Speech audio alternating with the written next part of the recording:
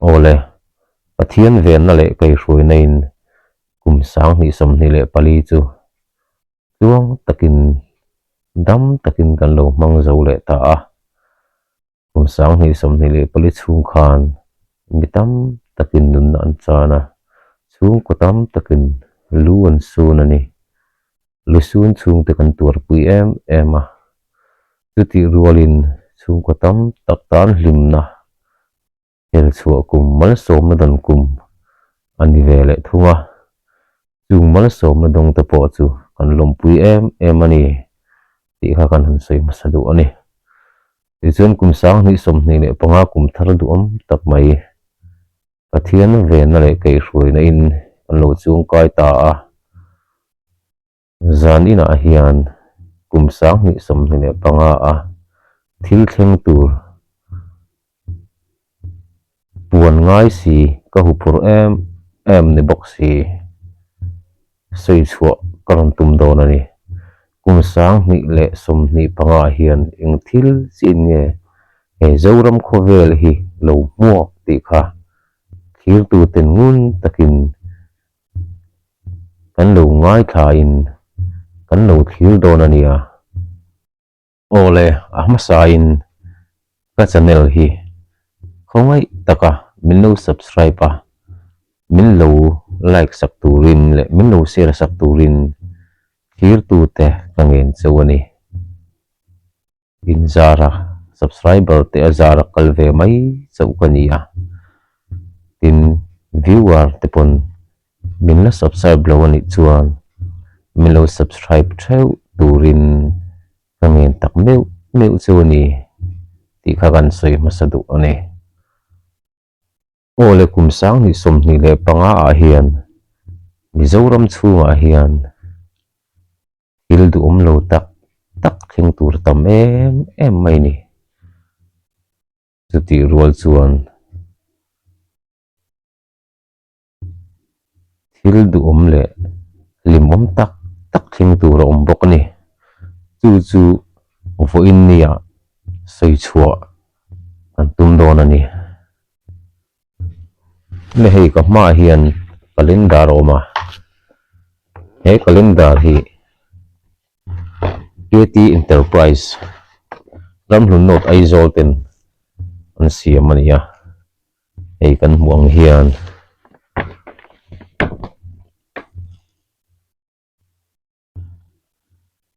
Samsung product te Panasonic te Anupam te aluminium te heng zong te hian kol kim vek ani ti chuan calendar kan lu tanga kum sang ni som ni le panga calendar kan lu tanga chu mi a chuan chu a thleng do na chu tiang kha tiang chuan an do na ni ti kha karon sei lok do na ni takin ni lo ngai thadom nia heile January tang hian in lu teng in tran teng January hi mizo chuan pol ku thla kan ti chuan January thla hian pathian ni voi li oma Monday voi li oma Tuesday voi li oma Wednesday voi nga Thursday voi nga Friday voi nga Saturday voi li om thoni chuan January ni som pathuma hian thla bial dona chuan ni som ni le pasaria amang dona ni som ni le pakua adele dona ni chu ka soi dik ngatang chuan January ni som pakhata hian missionary day lo thleng le don o fantin kan lom le don chuan January ni som ni le paruka hian India Republic Day aron thleng le nge don ani chu ka soilok sak do ni chuan January thachung hian hemi thachunga hian nupa in nei tam tak pi pasal in nei tam takan bok don tu ti rual chuan mi thi an le tho don mi thi tam takan le bok don Mizoram chhunga arap thak hle ang chuan February kan kai le anga February thla hian pathian ni voili oma Monday voili oma Tuesday voili oma Wednesday voili oma Thursday voili oma Friday voili oma Saturday voili de kani chum chuan ni som pahnia hian thla bial don ni thla bial la ngai dona chuan ni som ni le panga amang le ngai don ni chuan ni som nia hian state day state kan ni champha kha kan lom le don chuan ni som ni le paruka hian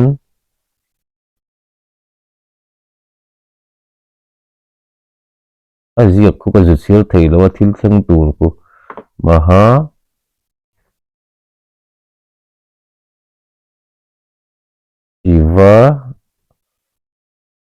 Shivarathi maha Shivarathi ani hu ti min ka ria aning khu poi mo ber lawa ani khu poi mo zo kani chuan ni som ni le pasaria hian thla dele ngai don bok ani chuan Marsa kan kai phei le nga Marsa hian pathian ni voi nga ma Monday voi nga boka Tuesday hi voi lioma Wednesday hi voi lioma Thursday voi li Friday voi li Saturday hi voi nga vele thungani chuan Marsa hian tap char kut aron thleng le ngai don chu ka soilo kang ni saria hian chap char kut aron thleng le ngai don ni chuan ni som palia hian February ni som ni pasaria thade kha ni som pali hian a full moon le ngai don ni chuan ni som ni le pasaria hian amang le ngai dona ni som ni le pa ko hian adele va don ani au chin chero adik ngai yang chuan April kan kayang April hian pathian ni voi lioma Monday voi lioma Tuesday voi nga oma Wednesday hi voi nga oma Thursday voi li Friday voi li Saturday voi li bok omani chuan ni som ni le pakua Mars tha thade kha ni som pahnia hian aron bial le ngai don ani full moon le ngai don ti chuan ni som ni le panga hian amang le don ni chuan ni som ni le pasaria hian adele ngai don chuan ni som parita hian Good Friday ron thleng don chu kasoi dik ngot ang Good Friday ron thleng tur ni som parita ron thleng don ni chuan Meya kan kai pheyanga Meya hian pathian ni voi li oma Monday voi li oma Tuesday voi li Wednesday voi li Thursday voi nga Friday voi nga Saturday voi nga bok don ni chuan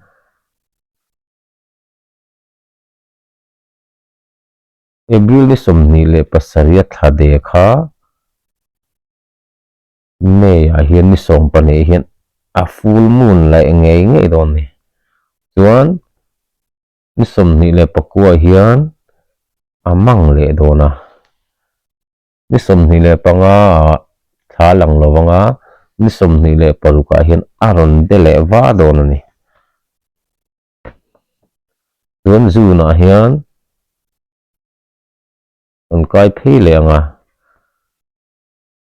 Sunday voi nga oma Monday voi nga Tuesday voi lý, Wednesday voi lý, Thursday voi lý, Friday voi lý, Saturday voi lý bốc ani in June hian Pentecost ni aron theng le nge don Pentecost ni kha aron theng le nge don na aron then ni tu chu June ni riata aron theng don tu chu lo chin chia chat ro rin adik nge yang June ni riata aron theng don ni chuan June ni som panga hian wai im me day wai me din cham aron theng le nge don ni ta hian June ni som panga hian thil theng tur tam taka oma ni som pali vela inti mi zo du vak lo ho kha June ni som panga hi chuanin a zo theiang per mai lan haron tum le don ni thang chu puan thang chu ko ndo na halenga tol lo puan te kha bat le don ni ain pe le don ni ni som pal ko ai ro hi chuanin mi zo ni kha an chak le viu to don lo wa zo tak lan khan du le to don chung lo ani ni som thu ma hin rem na ni aron thleng le ngai don ti kha kan soi le du ani chuan July kan kalanga July hin pathian ni voi liom don Monday hi voi liom don boka Tuesday hi voi ngau manga Wednesday hi voi ngam don bokani Thursday hi voi ngam don boka Friday hi voi liom manga Saturday hi voi li don bokani tin July ni ruk hi hian MHEP day aron thleng le don ni kan nu ho te kan mei zo te po ni nga vela kha chuanin zo view kha an du lo to an du lova ma se ni ruka hi chun zo hle khan du le to don ni we me dei ang tho kha ni chuan foreign kormoi de pathian ni ha thin ho kha ni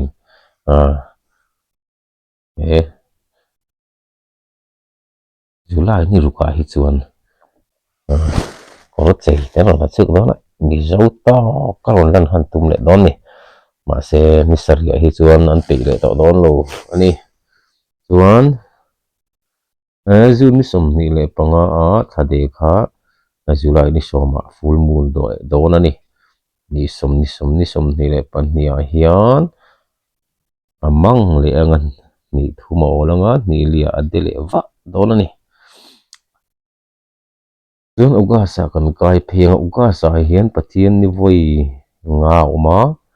chuan Monday hi voi liom thunga Tuesday voi li nia Wednesday hi voi li om don ni Thursday hi voi li om don boka Friday hi voi nga om don thunga ni Saturday hi voi nga bok om don ani chuan vai ho em mai te kha ni June ugas ni som panga hi chuan kan ho phal le lu tuk to don lo ni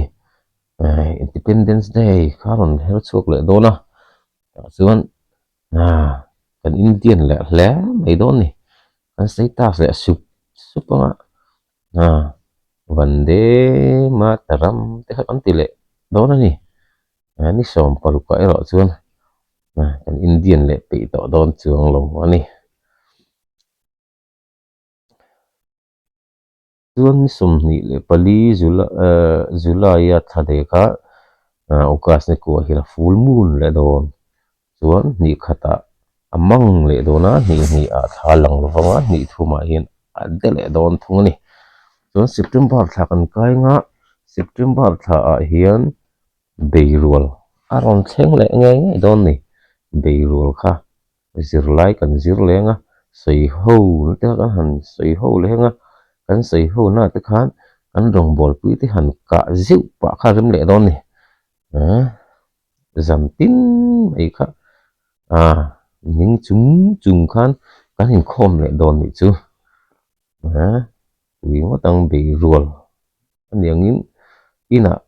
tam tak chuan an tianga then kha chuan biak ina an tling ta le mai don ani chuan June ni som ni le pathum August ni som ni le pathum a thade kha September ni saria full moon le don ni chuan ni som tonga hinamang le nga ni som ni ni som pakua hinamang le ni som ni olanga ni som ni pakhata dele va don ni le October a kan kai tha anga October a hian pathian ni hi veinga dona a veili dona Monday veili pokania Tuesday veili pokania Wednesday ero hi veinga dona Thursday veinga ni buka Friday veinga ni buka Saturday veili omle dona ni chuan October ni aron her chuak anga Mahatma Gandhi birthday kha aron her chuak le doni putar te a tar mit bu are kha lukol te kha a thalak kan lom em nei tuma kan phet shu na chan khani Mahatma Gandhi birthday kan Indians le le don ni chu chuan September ni som ni le pakhata thade kha ni ruka October ni ruka a full moon le don ni ni som pakua manganga ni som ni thalang lawanga ni khata dele va don ni November tha kan kai phenga November tha hian he calendar a hi chuan engte ual ma hi omte chiam lova sarkar han chole mo kha tiang chi kha omte chiam lovani chuan Sunday veinga omanga Monday voi li om donani Tuesday voi som voi li omanga Wednesday hi voi li omanga Thursday voi li omanga Friday voi li Saturday hi voi ngam thung doni October ni som ni le pakhata thade kha November ni nga full moon le don thungani ni som pariata amang lenga som pakua thalang longa ni khata som pakua thalang lowanga som ni adele va thung doni December akan kai phenga Sunday voi li oma Monday voi nga Tuesday voi nga Wednesday voi nga Thursday voi li Friday voi li Saturday voi li doni ni som ni le pali a hian Christmas in bua saina aron thleng le ngai dona ni som ni panga hin Christmas aron thleng le ngai dona ni tam takin ruin the dona chuan kormoi ten ha don ni nula pui te kan kormoi nei lo han tia tlangwal pui te kan kormoi te kan on ha chuk don ni pui le khopang nu le pa te ro chu thing de winan kal mei thi ni an fa te ta ni seng ral vek thi na ni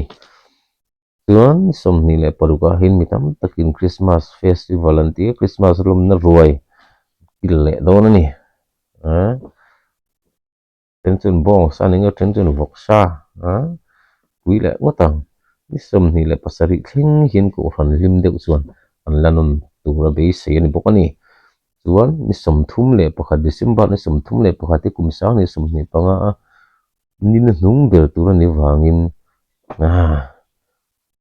tam tak chuan ngai lu kan ngai lu der la hla mai don ni la sang zuri sai le ngai te kum hlei ti la don ni pui le don mai ta hian quay me duty te VDP duty te nom le don ni pui le don ni hian quay me duty la ma VDP du JSC welfare duty te khanom le dona chuan buai na siam hle ka mo kha chu an vole de pop mai na vin le rok mai don ni sai zap ta ka ti kha om le te chiam lo mai the ani ni som thum le pakhat zana hian mitam tak chuan kum hlui an tha dona nun hlui ni lovin chu wangin kum hlui tha ain nun hlui tha poimo zoka ase poimo zok si ka har kan ti em mai ni von nun hlui tha thei turin kan bua sei angai hle mai tu na tang hian ti ni chu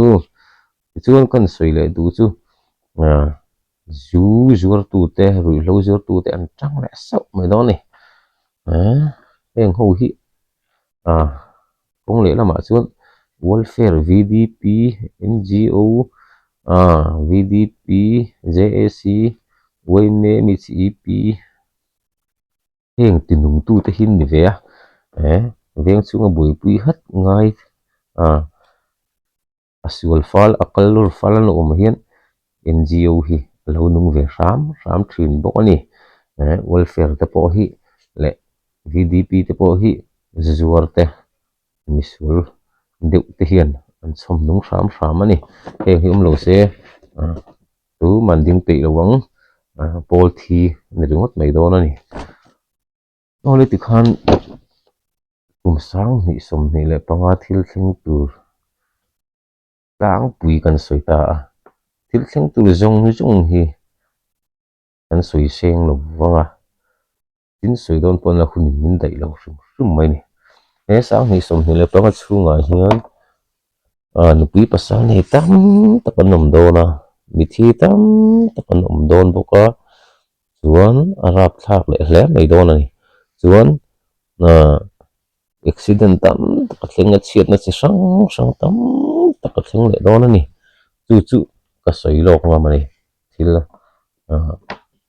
chu ka hmu lawk ani vun kan pun chhuah du te ani le tuna tan chu kan du tok phot anga chuan